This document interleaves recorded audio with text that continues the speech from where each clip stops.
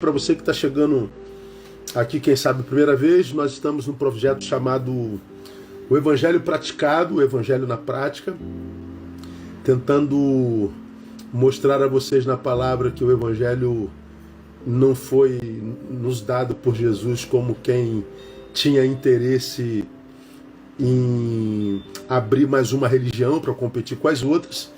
O que Jesus queria nos deixar era um modus vivendi, era que nós vivêssemos um modelo de reino entre os homens, porque o pecado nos adoeceu e a gente passou a ser gente da forma errada. Viramos a doença do outro, viramos o problema do outro, viramos a razão da mágoa, da amargura. Nós somos o que denigre, o que usa, o que mata, o que ofende, vou desligar aqui, tá? O que machuca. Nós somos o veneno do outro. Quando Jesus veio, ele tentou nos curar para que nós pudéssemos então nos tornarmos a cura do outro. E eu acho que a maioria dos evangélicos não entenderam isso. Nós dizemos que aceitamos o evangelho, nos enfurnamos dentro de um templo, adotamos uma religião como regra vivencial, não é? E a gente acredita que se a gente mudar a roupa, se a gente for para o templo, se a gente cantar umas musiquinhas, resolvemos o problema da fé e achamos que indo à igreja uma vez por semana nós cumprimos a missão. Então sou crente, fui à igreja, dei meu dízimo, eu não bebo, eu não fumo, ou seja, tudo que eu fazia eu deixei de fazer. Então a gente acredita que isso é fé. Aí a gente segue um monte de normas, um monte de regras, um monte de obrigações extremamente moralistas, e a gente acredita que cumpriu a missão do Cristo. Aí nós mostramos que não. Pegamos o livro de Hebreus, que para mim é o maior tratado cristológico da Bíblia Sagrada, fizemos uma análise do capítulo 1 ao capítulo 12, e no capítulo 13 está o que para mim é o evangelho destrinchado no dia a dia. E é sobre esse evangelho destrinchado que a gente tem conversado. E depois que a nossa live acaba, ela vai para o meu canal do YouTube. Ela não fica aqui no IGTV, ela vai para o meu canal do YouTube. E nesses meses, nós estamos hoje no 8º estudo, nós aprendemos que o evangelho praticado ele tem como marca, como mola propulsora, como coluna vertebral, como centro nevrálgico, o amor. Começa lá, permaneça o amor fraternal. Lembrando disso, acho que não tem como esquecer isso. Filadélfia menetó, Filadélfia, amor pelo irmão. No versículo 2, não vos esqueçais da hospitalidade. Hospitalidade é filoxenia, amor ao estranho. De um lado, amor ao irmão, do outro lado, amor ao estranho. No versículo 3, lembrai-vos dos presos como se estivessem com ele. É um amor empático, inclusive, com gente que te fez mal, que são os presos e também os maltratados, não é? Os que estão pagando o preço pelo mal que fizeram. Mas não só aqueles que estão presos porque cumpriram o evangelho e foram perseguidos. Então o texto está dizendo, não interessa se está preso, não interessa a razão pela qual ele está preso. Você, se foi alcançado de fato e de verdade pelo amor do Cristo, se ele te fez mal, você não o mata em você, e se ele está preso injustamente, você o visita, você não esquece dele jamais. Então, amor ao amigo, amor ao estranho, amor inclusive por quem não fez mal. No versículo 4, honrado seja entre todos o matrimônio. Ou seja, é o amor dando base, sendo alicerce para a nossa conjuntura familiar. Família é para onde a gente volta, não é? Fora dela a gente faz, dentro dela a gente é. Então nós falamos sobre casamento em duas lives, porque hoje o casamento ele é muito, muito combatido, ele é muito, muito mal interpretado, ele é muito, muito desonrado. Como o Deus da palavra sabia que isso seria uma realidade, ele deixa isso aqui, honrado seja entre todos o matrimônio. Falamos o que é honrar o matrimônio, o que é matrimônio, e são dois estudos muito importantes. Eu acho que você que é casado, descasou, você que pretende casar, deveria assisti-lo também, tá bom? Aí, do versículo 4, fomos ao versículo 5. seja a vossa vida isenta de ganância, contentando com o que tendes. Então, o texto está falando que quando a gente de fato teve encontros com Cristo, esse evangelho nos é plantado, ele nos ensina a lidar com dinheiro com saúde. Ele está dizendo, cuidado com a ganância. Ou seja, cuidado com o dinheiro, ele pode lhe fazer muito mal. E a Bíblia diz que o dinheiro é a raiz de toda a maldade, é a raiz de todo o mal. Então, o dinheiro, quando é servo, é o melhor servo. Quando é senhor, ele é o pior senhor. Não é? Essa semana nós tivemos aí a experiência do senador que guardou dinheiro na cueca. Olha o que um senador da República, uma autoridade, um pai de família, um vô, é capaz de fazer por causa de dinheiro. Então ele perde a dignidade, perde o nome, envergonha a família. Hoje entregou o cargo, ele se licenciou do Senado, porque está morrendo de vergonha, tudo por causa do dinheiro. O problema é o dinheiro? Não, é o amor ao dinheiro. Então o Evangelho, ele nos capacita para lidar com o dinheiro sem que nós adoeçamos, sem que nós desequilibremos o nosso senso de valor. E na semana passada, termino hoje, a gente foi para o versículo 7, onde diz assim: lembrai-vos dos vossos guias, os quais vos falaram a palavra de Deus, e atentando para o êxito da sua carreira, imitai-lhes a fé. E o 16 corrobora com esse e diz: não vos esqueçais, o 17, obedecei a vossos guias, sendo-lhes submissos, porque velam por vossas almas, como quem há de prestar contas delas, para que o façam com alegria e não gemendo, porque isso não vos seria útil. Então, no Evangelho, nós temos guias. No Evangelho, nós temos líderes. No Evangelho, nós temos pastores. E eu sei que para o evangélico progressista, para o evangelho pós-moderno, que eu chamo quase de evangelho Nutella, falarem se submeteram à liderança, falarem se submeter a um pastoreio, falarem honrar liderança é quase uma ofensa. Porque hoje nós vivemos um individualismo tão doentio que a gente não consegue reconhecer autoridade alguma. Essa geração tem dificuldade de reconhecer a autoridade do pai e da mãe. A gente não reconhece autoridades.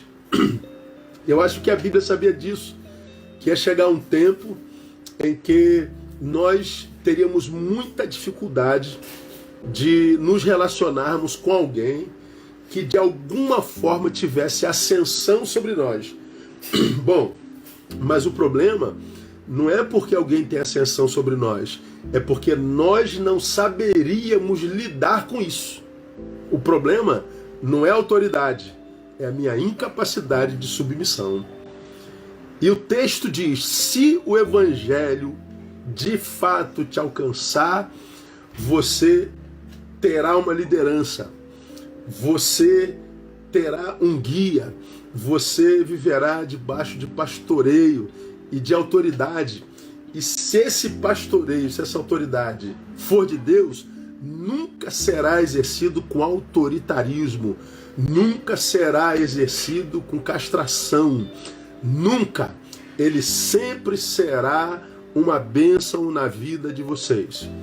Eu gostei muito de uma fala do meu amigo lá de São Paulo, Ziel Machado. O Ziel, no dia do pastor, em junho, ele falou que o pastor é aquele que acende a luz. Só isso. O pastor é aquele que aperta o interruptor. Eu concluí. Ou seja, a gente está entrando num quarto escuro. O que o pastor faz? Ele aperta o interruptor. Ele dá luz. Agora, o que você vai fazer dentro do quarto é problema seu. É problema de cada um. Mas esse texto e o evangelho inteiro nos ensina que quem vive o evangelho e o pratica, não pratica sozinho. Aí o texto diz, né? Lembrai-vos dos vossos guias, ou seja, não se esqueçam deles. Aí nós falamos, ventilador para cá, amor. Nós falamos deles na semana passada em duas perspectivas. Primeiro, lembrar. Lembrar pressupõe aprendizado. Ou seja, eu só posso lembrar do que já é verdade existente em mim. Então lembrai-vos dos vossos guias, ou seja, o guia é o que me aponta o caminho, é o que me ensina. Então, quando eu falo de lembrar do guia, eu lembro não só da pessoa que me ensinou, mas do ensino que me foi legado por ele. Então lembrar tem a ver com aprendizado. Eu só me lembro do que eu de fato já tive, né? Lembrar, portanto, é rever o que já está dentro. E para lembrar, portanto, a gente precisa de reflexão. Ou seja, viva a sua vida sempre debaixo de reflexão. Não seja uma Maria vai com as outras. Se o teu nome é Maria, problema nenhum, você só não pode ir atrás das outras. Não é? Você tem que ser discípulo que tem um mestre, mas você tem que receber o ensino por toda a prova. Você precisa ser reflexivo. Então, nessa perspectiva, lembrar é sinônimo de considerar seriamente o que houve. Nós falamos sobre isso na semana passada e ficamos detidos disso aqui, né? Falamos que lembrar tem a ver com não esquecer também. E aí depois nós falamos que lembrar é honrar. Honrar é fazer participante das nossas vitórias. É a gente retribuir ao mestre o que ele legou para cada um de nós. Eu terminei dizendo, acho que não há figura no mundo hoje tão contestada e questionada como a figura do pastor. Eu falei que em grande escala nós temos culpa disso. Temos muita gente vacilando com o título de PR na mão. Por causa disso, há muita gente ressentida Brasil afora. Por quê? Porque foi mal discipulada, tem a sensação de que foi vítima de abuso de poder espiritual, tem a sensação que foi vilipendiada de alguma forma. Cada caso é um caso, cada um lida com as suas noias de uma forma diferente. Então nós temos no meio evangélico hoje muito ressentimento. E grande parte disso por causa da liderança. Eu não estou falando que a liderança é a única culpada. Porque se a liderança usa, há quem se deixe usar por conveniência ou conivência. Então, há quem exerce o poder e há quem permite que o poder seja exercido. Então a gente tem que fazer uma autoanálise e saber qual é o nosso papel nesse negócio. Agora, embora exista muita gente ferida por causa de guias espirituais e lideranças espirituais, nós temos que considerar que 90% para lá dos crentes no Brasil e no mundo conheceram o Evangelho através da pregação de um pastor. 90% dos convertidos, dos cristãos, chegaram à palavra através de um sermão pregado por um pastor. Foram discipulados por um pastor. Foram batizados por um pastor. Alcançaram a sua salvação em Cristo Jesus por causa da instrumentalidade de um pastor. Então o Senhor está dizendo, olha, se é possível que uma figura pastoral te tenha machucado, lembra de que ele te apresentou a Jesus e tenha misericórdia dele. Amor pelo irmão, amor pelo estranho, amor inclusive por quem fez mal a gente, amor pela nossa família honrando o matrimônio e amor pela nossa liderança. Amor. Aí eu falei desses primeiros verbos. O texto diz lá, lembrai-vos dos vossos guias. Aí tem um outro verbo nesse versículo, que está lá, imitai-lhes a fé. Imitai-lhes a fé. Lembre-se deles, obedeçam, honrem, não se esqueçam do seu ensino, mas também imitem-lhe a fé. Olha que coisa interessante, irmão. Imitar hoje soa um tanto quanto pejorativo. Pensa se não é. Ih, macaco de imitação. E se você imita, você não tem personalidade. Então, quando você ouve a Bíblia falando assim, imitai, lá dentro de nós soa assim meio pejorativo. Pode parecer falta de personalidade.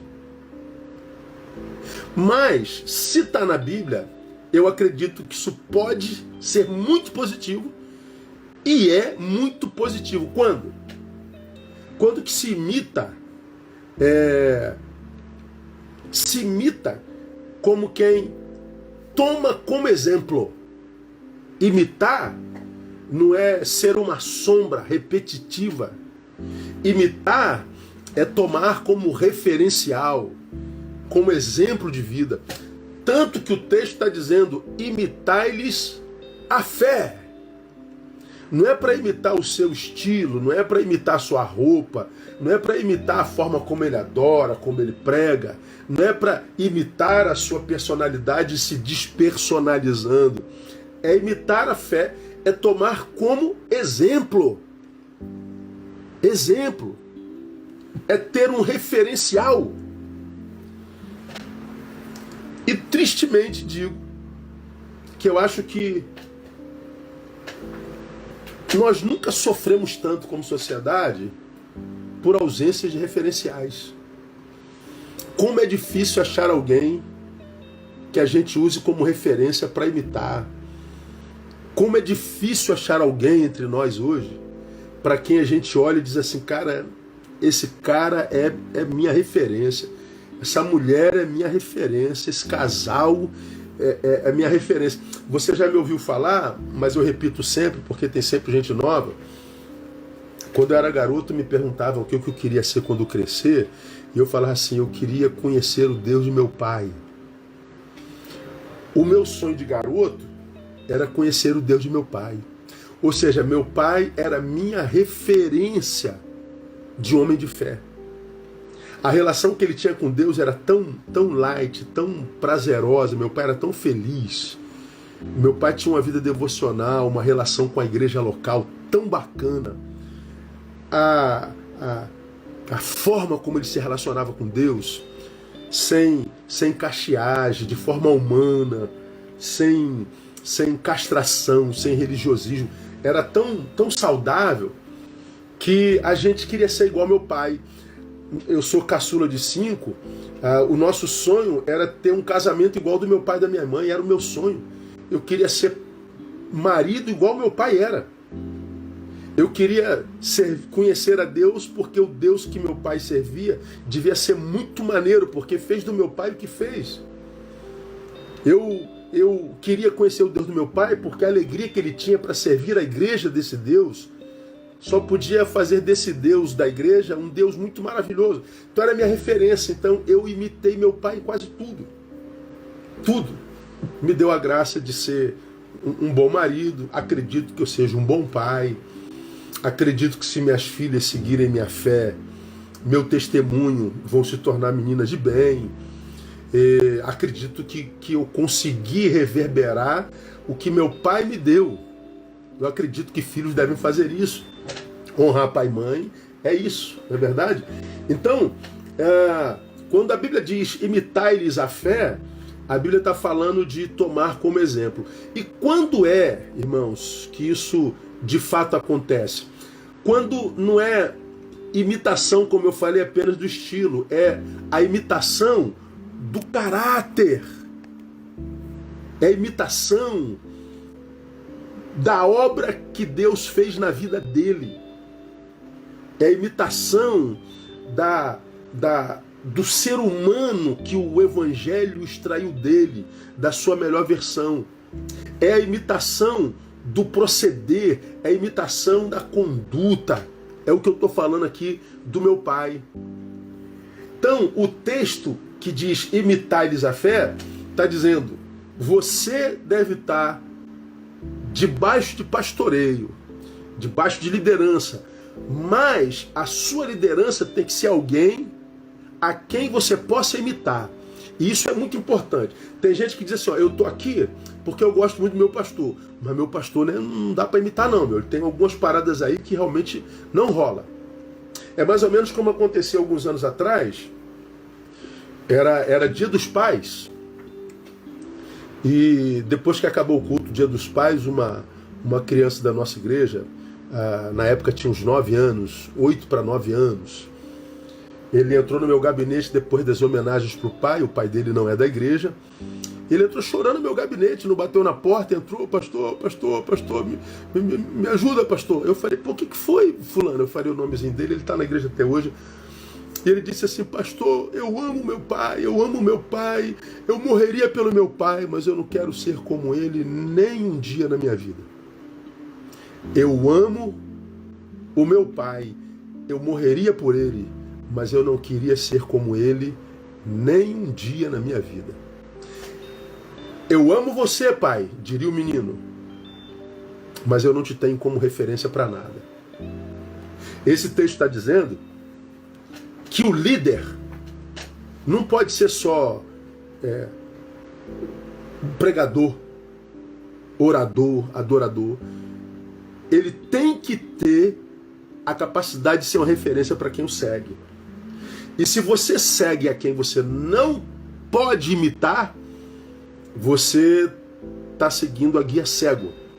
Você está comprometendo o teu futuro.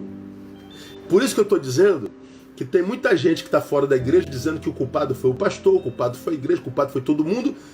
Mas quanta gente está vendo o que está acontecendo, finge que não está acontecendo, finge que não está vendo, porque gosta do lugar. Os amigos estão ali, os parentes estão ali, mas você sabe que não há verdade na liderança. E você se mantém ali, então você não pode imitar. O evangelho já está comprometido nesse lugar. Então, bem-aventurado é o liderado que tem no seu líder uma referência. E se há uma carência, irmão, gritante nessa geração, é a carência de boas referências. Ou seja, de gente que seja inspiração para nós. Sabe aquela pessoa que você lembra e fala assim, pô, cara, só em pensar nele. Há um texto lá em Filipenses, que eu gosto muito, já preguei sobre ele, onde Paulo, a respeito da igreja, diz assim, dou graças ao meu Deus todas as vezes que me lembro de vós. O que Paulo está dizendo? Minhas ovelhas vão se lembrar disso. Que ele chegou a ter uma relação com a igreja de Filipenses tão nevrálgica, tão íntima, entranháveis afetos, que ele diz assim, só em pensar em vocês, o louvor brota de mim. Dou graças ao meu Deus, louvo a meu Deus todas as vezes que me lembro de vós. Eu não estou na presença de vocês, nem vocês na minha. No momento vocês não estão fazendo nada por mim, nem eu por vocês. Mas só em lembrar de vocês, eu adoro. Quando eu adoro, Deus procura adoradores, me acha. Ou seja, porque vocês existem, Deus me acha. Porque a existência de vocês me inspira a adorar. Então, essa é a relação que Paulo tinha com a igreja. Eu tenho certeza que a igreja sentiu o mesmo por Paulo. Então, quem é na tua vida que ao se lembrar dela te faz agradecer a Deus pela vida dela? Você tem esse líder? Você tem essa referência na sua vida? Pois é. No Evangelho nós deveríamos achá-los facilmente. Facilmente. Nós não temos hoje, lamentavelmente, a quem seguir. E eu acho que nós deveríamos ter. Hoje o que a gente vê é aquele discurso de jogador de futebol, né? O cara dentro de campo é um craque, o cara entra no campo e resolve. Mas fora do campo ele é um canalha.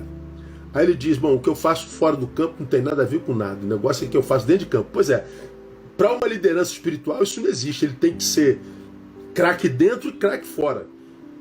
Ele tem que ser exemplo dentro e exemplo fora. Ele tem que ser alguém a quem a gente possa seguir. Porque isso é evangelho.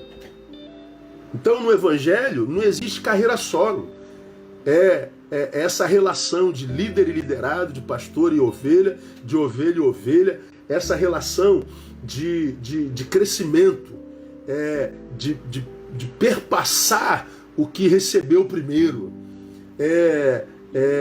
o desenvolver das competências, dos talentos, dos dons do corpo, porque o corpo de Cristo é um corpo. Nesse corpo tem nariz, tem boca, tem cérebro, tem mão, tem membros, cada um fazendo o seu papel. E a liderança é um desses papéis. E esse papel não pode ser desconsiderado e excluído da relação evangelical, que lamentavelmente, nesse evangelho de 2020, progressista, falar de liderança é quase uma ofensa. É só você ver a forma como se desrespeita tão facilmente. A gente discorda de uma ideia, a gente xinga a mãe dele, não é? A gente discorda de uma publicação, chama ele de burro e de idiota. É um desrespeito amplo, total e restrito, né? Então é uma realidade do evangelicalismo moderno. Esse evangelicalismo moderno não muda nada, né? Ele salga nada, não ilumina nada. Ele aponta o erro, ele aponta o desvio, ele diz que está tudo errado, mas ele mesmo não faz nada, não é? Então é muito fácil blá blá blá, mas sem ter a ação de mudança nenhuma na vida de ninguém. Na vida de ninguém. Então, nós temos carência de referências, sim. Por outro lado, há muita gente que não segue, não é por falta de referência, não, é por falta de humildade mesmo. Falta de humildade. Humildade para imitar. Por exemplo, imitar não pressupõe intimidade. Por exemplo, eu não gosto de pastor fulano, ok? Eu não gosto do líder tal, ok? Então não vou imitá-lo. Mas peraí, você pode não gostar dele, mas fale do caráter dele. O que você pode falar dele? Não posso falar nada dele, nada. Da fé dele, do ministério dele, da família dele. O que você percebe quando falam dele no entorno? Não, eu não tenho que falar dele, mas eu não gosto dele. Pois é. Porque você não gosta, ou seja, é só antipatia, o que já é um pecado, você abre mão de uma referência que é cada vez mais rara. Por falta de referência, não porque a referência não existe, mas porque faltou humildade em reconhecer o valor de quem antipaticamente você não gostou, é que muita gente está exatamente como muitos de nós está. Ferrados, quebrados, irremediavelmente sozinhos, longe da comunhão, brasa apagada, transformada em carvão, por onde passa suja, e por causa disso, dele todo mundo foge. Quando a gente abrasa, no frio todo mundo quer chegar perto para ser aquecido. Quando a gente apaga, vira carvão, todo mundo foge, porque o carvão suja por onde passa. O carvão só serve se ele sumir virando brasa. Então, nós temos uma gama muito grande, um número muito grande de gente que saiu da fogueira, saiu da comunhão, virou um carvão e faz sujeira por onde passa. E onde passa diz que faz sujeira por causa da igreja. Bom, eu não aceito esse discurso jamais. Quando eu me encontro com alguém que chega com essa linguagem tida progressista, só falando mal da igreja, falando mal de liderança, falando mal de pastor, eu já sei que não tem escuta. Tem jeito. Desculpa aí a minha sinceridade. Então, imitar não pressupõe intimidade. Eu não preciso ter simpatia e intimidade com o sujeito para imitá-lo. Eu posso não ter simpatia, ele é flamenguista, eu sou vascaíno, ele é preto, eu sou branco, ele é preto, eu sou preto, ele é branco. Não sei, ele usa barba, eu não, ele usa terno, eu não. Tá, você não gosta dele por alguma razão. O problema não está nele, está nos teus olhos. Mas o cara tem caráter ou não tem? Tem. Então imita o cara, mesmo que você tenha antipatia por ele. Pelo menos você tem uma referência. Eu posso não simpatizar, mas não posso questionar o seu caráter. E desculpa, irmão, grava aí. Tem muita gente que você não gosta, que é gente boa beça. E você não gosta não é porque ele não presta, é porque você é ruim de diagnóstico. É porque você não é honesto na análise de terceiros. Não é porque o sujeito não presta. Você não gosta do sujeito, mas você sabe que tem 1 bilhão de pessoas que gostam e se sente absolutamente abençoado por ele ou por ela. Então o problema não está nesse bilhão de gente que gosta. Pode estar em você, só em você. Então é melhor imitar, não é? Então, quando é que a imitação é positiva? Quando ela não é só de estilo, mas é também de caráter. né? Meu pai foi a minha maior liderança, a minha maior referência. Maior referência. Quando é que a imitação também ela é positiva? Quando tal imitação, porque é da fé, comprova a fome espiritual daquele que imita. Por que eu estou buscando imitar a fé de alguém? Porque eu tenho fome espiritual. Eu preciso me espelhar, eu preciso me alimentar em alguém. Lembra que eu já falei 1000 vezes nas nossas lives sobre pessoas fontes e pessoas ilha? Pessoas fontes são aquelas nas quais a gente se alimenta, são cada vez mais raras. O que a gente vê é muita gente falando falando besteira, imaginando que está bombando, imaginando que está arrebentando a boca do balão, e quem está olhando aquilo que ele está falando está dizendo é um idiota completo. Só que você pode fazer parte daqueles que vê, discorda, mas não fala nada porque você não tem nada a ver com isso. Eu desconfio muito de alguém que não gostou de algo e não consegue passar por aquilo sem dar opinião. Tem que dar opinião desmerecendo o outro. Eu desconfio demais de você.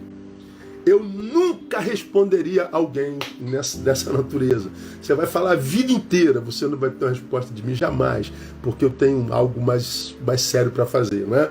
Então, geralmente, quem fala muito, escuta pouco. Se escuta pouco, não adianta lançar pérola. Se lança pérola, vai se lançar contra você e vai te machucar. Então, trabalha teu ego para que você não dê resposta a quem não ouve. É jogar a conversa fora, não é? Então, quando eu acho uma pessoa fonte, essa pessoa tem que ser muito valorizada. Por quê? Porque a gente vive num deserto humano, irmãos. Pessoas falam, não dizem nada.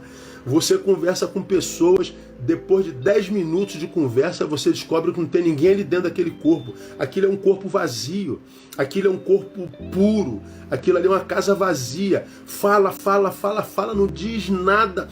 Você percebe que depois de um diálogo longo, você só perdeu tempo. Perdeu tempo.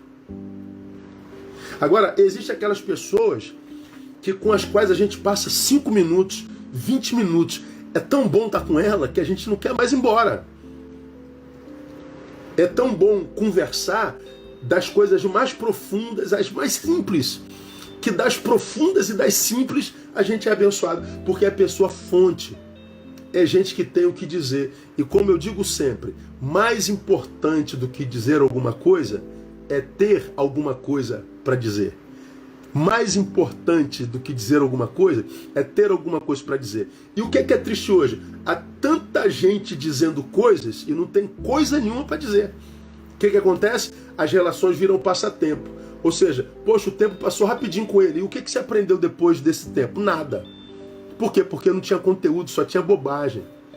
Então, quando eu imito a fé de alguém, por que é positivo?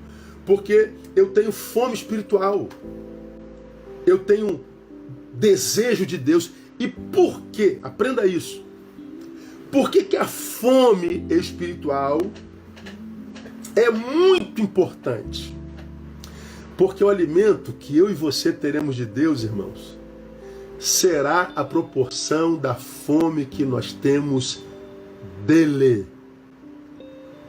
Por que ele recebe mais de Deus do que eu? Porque ele tem mais fome do que você. Então tem gente que tem um caldeirão de Deus todo dia. Tem gente que tem um cafezinho. Tem gente que acha que Deus abandonou. Deus faz acepção de filhos? Claro que não. Mas Deus conhece nossas fomes. Deus conhece as intenções que nos levam a aproximarmos-nos dele. Deus sabe quando a fome é fome dele e sabe quando a fome é fome do que é dele. Deus sabe quando a fome é dele e quando a fome é fome por algo que ele pode dar a nós. Então nós teremos de Deus a proporção da fome que a gente tem dele. Então, é muito fácil de exemplificar isso. Estamos na hora do almoço e vamos almoçar no self-service. Cada um de nós pega o prato e a gente bota no prato que a gente imagina vai comer. Aí um vai para a balança, tem 300 gramas de comida. O outro vai para a balança, tem 1 quilo de comida. Nossa, você vai comer isso tudo? Se eu botei no prato, provavelmente vá. Por que ele botou 1 quilo? Porque a fome dele pede 1 quilo. Por que o outro botou 300 gramas? Porque a fome dele pede 300 gramas. Quanto de fome você tem de Deus? É o que você terá de Deus. Então tem gente que está forte em Deus e tem gente que está vivendo uma inanição de Deus. E é porque Deus não se quer derramar? É porque Deus faz acepção de filhos? É porque Deus tem prazer em ver gente morrendo de fome diante dele? Claro que não. É porque Deus nos dá a proporção da fome que temos dele. É por isso que João define Jesus como sendo pão. João 6,33. Porque o pão de Deus é aquele que desce do céu e dá vida ao mundo. Disseram-lhe, pois, Senhor, dá-nos sempre desse pão. Declarou-lhe Jesus, eu sou o pão da vida. Aquele que vem a mim, de modo algum terá fome. Quem crê em mim jamais terá sede. Então Jesus está dizendo, olha, quer passar pela vida sem fome? Fome de natureza alguma. Peça a Deus fome. O problema é que a gente pede a Deus é pão, a gente pede a Deus é conforto, a gente pede a Deus é saúde, a gente pede a Deus é coisas, a gente pede a Deus é cura, a gente pede a Deus é milagre. A gente não pede a Deus fome. Deus me abençoe com fome. Porque a fome no campo biológico e material é uma maldição. É a ausência do básico. Mas a fome no campo espiritual é uma bênção. Por quê? Porque quem tem fome de verdade nunca ficará sem o pão de Deus, que é Jesus de Nazaré. Então, eu respeito todo tipo de fé, todo tipo de religião, todo tipo de crença. Eu acho que todas elas têm que ser respeitadas. E vocês sabem que eu respeito. Agora, por que eu, Neil Barreto, sirvo a Jesus Cristo? Cara, eu estudei todo tipo de fé, todo tipo de religião. Eu respeito todas elas, tenho simpatia por muitas delas. E são filosofias de vida extraordinárias. Os seus fundadores têm seu valor histórico e tudo mais. Mas, por exemplo, quando eu penso Jesus é diferente de tudo. Não é só porque ele nasceu de uma virgem, dá para questionar isso para quem não tem fé. Não é porque ele ressuscitou dos mortos, dá para questionar isso para quem não tem fé. Para nós não é problema, mas para quem não tem fé, dizer que o cara nasceu de uma virgem, que ele morreu e voltou, é brincadeira. Mas vamos tirar a fé do caminho? Jesus foi aquele cara que disse assim, ó, eu sou o pão da vida. Quem vem em mim nunca mais terá fome. Eu sou a água da vida. Quem bebe de mim nunca mais terá sede. Eu sou a porta. Aquela que te faz adentrar o reino de Deus. Eu e o Pai, eu e Deus somos um. Eu e Deus, eu e o Pai somos um. Ele diz, eu sou o caminho. Como é que eu faço para chegar a Deus? As religiões dizem, todo caminho leva a Deus, como se Deus fosse um bar da esquina. Vem Jesus e diz, eu sou o caminho.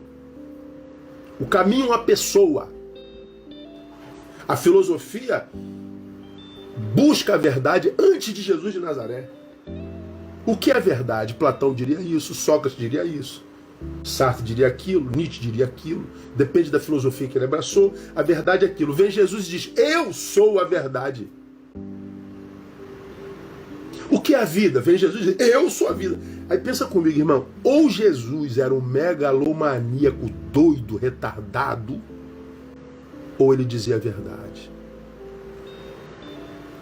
É possível que você não acredite que Jesus seja Deus. Mas você não tem coragem de chamar Jesus o histórico de retardado. Porque ele não era retardado. Mas se ele não é retardado, ele só pode estar falando a verdade. Eu e Deus somos um. Eu sou o pão da vida, eu sou a água da vida, eu sou o caminho, eu sou a verdade, eu sou a vida. Eu. Tudo mais aponta a verdade é aquilo, o caminho é aquilo, a salvação é aquilo. Eu sou. Então, quando Jesus diz que quem vem a Ele nunca mais terá fome, eu acredito. Mas não é o que a gente vê no dia a dia, irmãos. Quanta gente vazia, quanta gente amarga, meu Deus. Discordou, sai um palavrão. Você vê, hoje o pessoal que trata da minha rede publicou um vídeo da igreja queimada. Como eu falei para ele antes de publicar, eu falei, tu vai ver, tem cristão que vai apoiar a queimar a igreja. Vê lá que você vai ver que tem cristão dizendo que... Ele não diz assim, ó, tem que queimar mesmo. Mas ele fala assim, o cristianismo já fez muito mal no caminho. O cristianismo, então agora está colhendo o que plantou. Ou seja, tem que queimar mesmo. É cristão.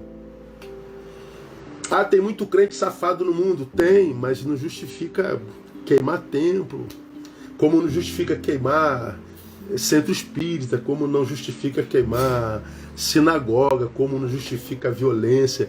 Mas você vê que nós estamos no nível de cristianismo que o mal que se faz ao cristianismo é celebrado pelo cristão desse cristianismo moderno. Existem alguns meios evangélicos que, se você for defender o cristianismo, você é xingado. Se você for defender o teu pastor, se você for defender a tua fé, no meio evangélico, os evangélicos te escracham. Porque os evangélicos são mais ideológicos, seja da direita ou da esquerda, do que adeptos do evangelho. É triste isso. E não adianta falar, eu estou falando aqui, mas não adianta. Quem é daqui ou de lá, quem é ideológico, não adianta, que não ouve mais. Não tem jeito. É jogar a conversa fora. É discussão tola. Mas você que ainda tem ouvido, você que ainda ouve o evangelho, ama o evangelho mais do que a ideologia pós-moderna que separou os homens. Você que ama o evangelho, que veio para fazer-nos que veio para nos unir, que veio nos capacitar para negarmos a nós mesmos, para que o eu perdesse a proeminência, para que nascesse o nós na nossa relação. Você que acredita nesse evangelho que une mais do que as ideologias que nos separam e nos tornam inimigos, ouça isso aqui. É em Jesus que a gente consegue lutar contra a deformação que o Deus desse século tem produzido na alma e no coração dos discípulos de Jesus. Então, nós teremos de Deus a proporção da fome que nós temos dele. Quando por exemplo, gente, que a gente valoriza o pão? A gente valoriza o pão quando tem fome. Porque quando a gente está doente, a gente não tem fome, come um pouquinho, meu filho, não quero não, mas não quero não, pai. Ô amor, come um pouquinho, não, amor, não quero não, estou sem fome. Então, geralmente a gente está sem fome quando a gente está doente. Então a gente abre mão do pão, abre mão do arroz, abre mão do feijão. Quando eu não tenho fome de Deus, eu abro mão da sua palavra, abro mão da igreja, abro mão da vocação, abro mão do talento, abro mão do dom, abro mão de tudo. Qual é o problema hoje? É que tantos de nós abrem mão de tudo e acha que o problema é o tudo que ele abandonou e não a ausência da fome.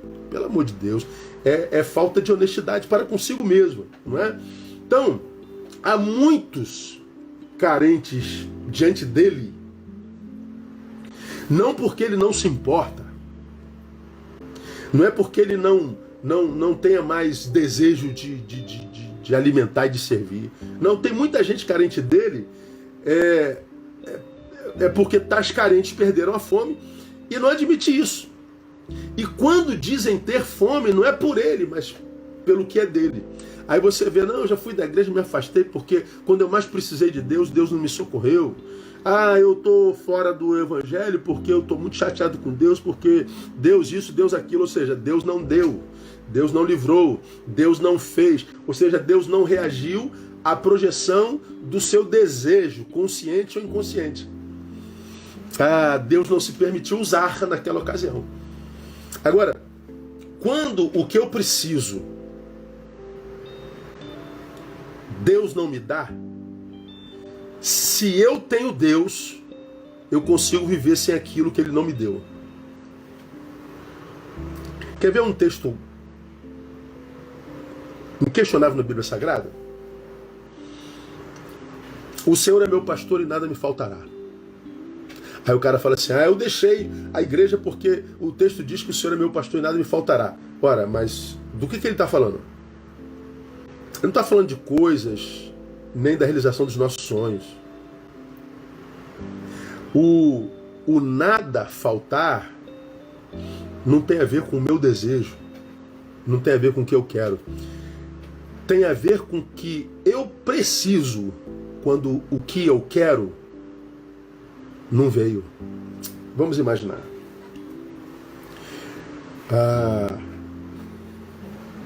Essa semana eu passei pelo cemitério umas 3 ou 4 vezes. Estava no enterro. E alguém lá dentro da capela gritou assim: por que, Deus, o Senhor não ouviu a nossa oração? Qual era a oração dessa pessoa que gritava? Que Deus curasse o seu pai. Só que Deus não curou o pai dela. Então ele está dizendo, vai me faltar um pai. Bom, os pais morrem mesmo. O meu desejo era que o meu pai estivesse aqui. Como o meu pai não está, do que eu preciso quando o meu desejo não se cumpre? Já que o meu desejo, que era meu pai aqui, não pôde ser cumprido, o que eu preciso? Porque meu desejo não foi cumprido. Eu preciso de força para viver sem meu pai. E Deus está dizendo, não vai te faltar, Neil. O não faltar não tem a ver com o que eu desejo. Tem a ver com o que eu preciso quando o que eu desejo falta. Ele não vai me deixar faltar força para viver sem meu pai. O que eu preciso quando o meu casamento acaba? De força para viver e passar pelo divórcio. O que eu preciso quando me caluniaram nas redes sociais e o pessoal tá bravo comigo? De coragem, de personalidade, para dizer, eu não sou o que vocês dizem a meu respeito, eu sou o que Deus diz a meu respeito. Quando eu tenho Deus, o que me falta se torna algo sem o que eu consigo viver.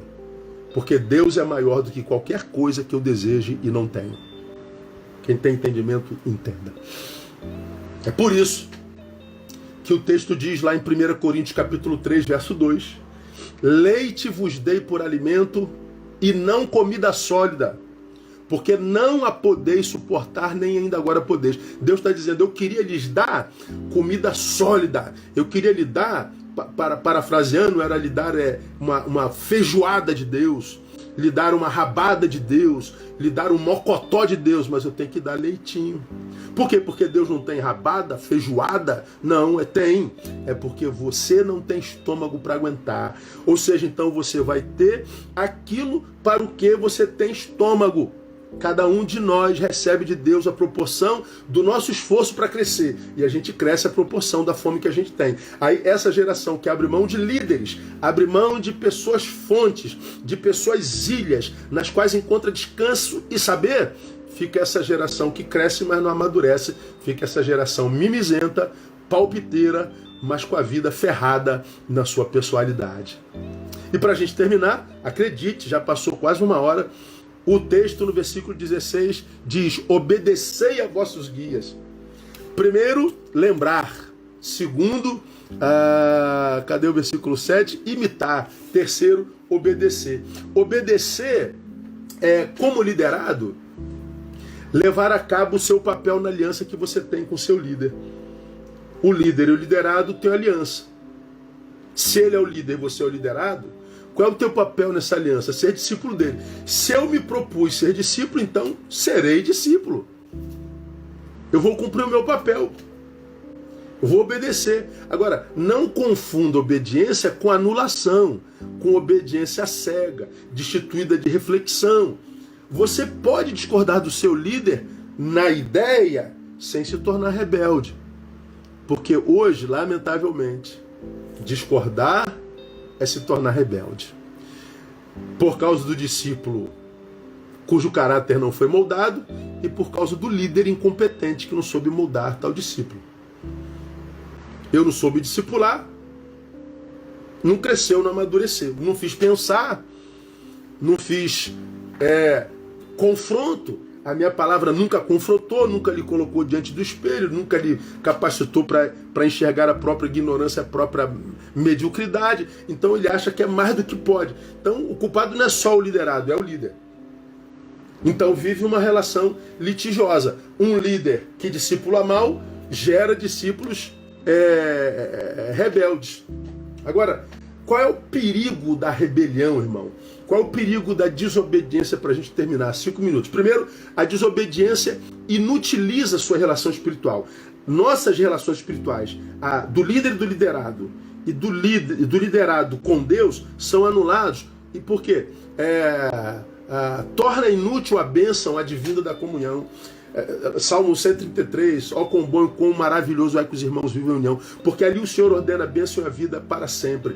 Há um texto no versículo 17 que nós acabamos de ler, que termina assim, ó: obedecei a vossos líderes, sendo-lhes submissos, porque velam por vossas almas como quem é de prestar contas delas, para que o façam, para que os líderes façam isso, velar por sua alma com alegria e não gemendo. Por quê? Porque isso não vos seria útil. Ou seja, quando você é rebelde, seu líder não te lidera, não te alimenta, não te ministra com alegria. Se o líder não te alimenta com alegria, isso não é proveitoso para você, é inútil. A gente perde a bênção da comunhão. Segundo, na desobediência, nos torna copartícipes da condenação do diabo. 1 Timóteo 3,6: que não seja neófito, para que não se ensoberbeça e venha a cair na condenação do diabo. Paulo está falando para Timóteo formar liderança, mas que esse líder não seja neófito. Neófito é o imaturo, é aquele que se acha pronto, mesmo sem ter trilhado o caminho da maturidade. É a regra hoje. O cara se acha a cereja do bolo. Quer ser chefe, mas nunca foi bom empregado. Quer ser líder, nunca foi bom liderado. Quer ser obedecido, nunca obedeceu. Esse que se fez líder sem ter sido bom liderado, está no lugar mais infernal do mundo. Você vai sofrer pro resto da sua vida, porque você está num lugar que você não merece, porque você não foi bom liderado. Ou seja, você é copartícipe da condenação do diabo. Então, que não seja neófito, para que não se soberbeça e venha cair na condenação do diabo. A condenação do diabo a gente sabe qual foi, não é? Despencou do céu à terra. A experiência do filho pródigo. Ele queria liberdade, ele queria ser dono da própria vida, líder de si mesmo, pega o dinheiro do pai e vaza imaginando que está pronto. Bom, ele queria liberdade sem maturidade. Liberdade sem maturidade transforma o sujeito no construtor do seu próprio chiqueiro. Então ele foi para onde? No chiqueiro com os porcos. Por quê? Porque ele queria ser líder da própria vida, não tinha maturidade, acabou construindo seu próprio chiqueiro. No chiqueiro, diz o texto, caiu em si. Aí ele voltou arrependido e foi restaurado.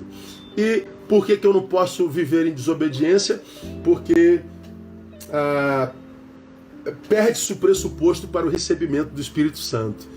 Não adianta, irmão. Você conhece um rebelde, você é um desobediente. Não venha com o discurso do Espírito Santo que você só engana bobo. Atos 5,32: e nós somos testemunhas dessas coisas, e bem assim o Espírito Santo, que Deus deu àqueles que lhe obedecem. Espírito Santo só para quem anda em obediência. E por último, por que eu não posso ser rebelde nem desobediente? Porque retira de nós a melhor parte na relação com Deus. Qual é a melhor parte na relação com Deus? Dar prazer a Deus. Samuel, porém, disse, 1 Samuel 15:22, tem porventura o Senhor prazer em holocaustos e sacrifícios, como em que se obedeça à voz do Senhor? Eis que obedecer é melhor do que sacrificar, e o atender do que a gordura de carneiros. Porque a rebelião é como o pecado de adivinhação, e a obstinação é como a iniquidade de idolatria. Porquanto rejeitaste a palavra do Senhor, Ele também te rejeitou a ti para que não sejas rei. Ele está dizendo que a desobediência é pecado de idolatria, de rebelião. Então, meu irmão, eu termino lembrando a você de um texto de Hebreus que eu gosto muito. Galeria da Fé, capítulo 11, que fala daqueles que morreram sem ter a promessa, mas dos quais o mundo não era digno. E a respeito deles a Bíblia diz assim: mas agora desejam a pátria melhor, isto é, a celestial, pelo que também Deus não se envergonha deles, de ser chamado seu Deus, porque já lhes preparou uma morada. Deus está falando de um certo discípulo e filho, do qual ele está dizendo: eu não tenho vergonha de ser chamado seu Deus, porque viveu a obediência. A pergunta para a gente terminar é: o que Deus sente quando pensa em você? É muito comum dizerem assim: quantos aqui têm prazer em estar na presença de Deus? A igreja toda, aleluia, eu tenho prazer em estar na presença de Deus. Pergunta óbvia. A pergunta é: Deus tem prazer em estar na tua presença? Deus tem prazer em você? O que Deus pensa quando lembra de você? Pois é, praticar o evangelho é obedecer, imitar, honrar as nossas lideranças. Porque não fazer isso nos incapacita para o melhor de Deus e para que Deus nos ajude a extrair de nós a nossa melhor versão. Volta para casa, meu irmão, volta para a comunhão, obedeça a teu líder, seja grato, honra, imita, porque faz com que você se torne um filho no qual Deus tenha prazer. Amém? 23 horas, acabou o nosso tempo. Que Deus abençoe vocês. Na quinta-feira estamos juntos, permitindo o Senhor. E a gente continua, a gente vai falar sobre o versículo 8. Estuda aí, Jesus Cristo é o mesmo ontem, hoje e eternamente. Palavra tremenda, eu aguardo você. Daqui a algumas horas, esse estudo vai estar no canal do YouTube, do meu canal, que está aí na bio, tá bom? Então, compartilha, deixa Deus usar você como canal para que essa palavra chegue a alguém. E na quinta-feira, a gente está junto de novo, permitindo o Senhor. Deus abençoe. Beijo. Que essa semana seja uma semana de muito boas notícias.